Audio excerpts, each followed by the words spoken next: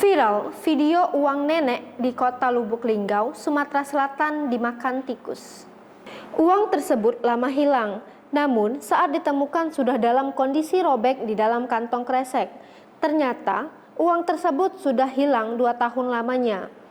Video uang nenek robek dimakan tikus diunggah oleh cucunya, Asep Wahyu, dalam grup Facebook info seputar Lubuk Linggau. Kepada wartawan, Asep bercerita, awalnya neneknya menyimpan uang dengan jumlah ratusan ribu di dalam lemari. Karena hilang, nenek tersebut sempat membongkar seluruh isi lemarinya dan sempat mencari-carinya ke tempat lain. Karena tak ditemukan, awalnya neneknya menduga lupa tempat menyimpan uang tersebut. Setelah hampir 2 tahun, Asep diminta neneknya untuk memindahkan lemari. Saat membongkar lemari, ia melihat ada bungkusan hitam di belakang lemari.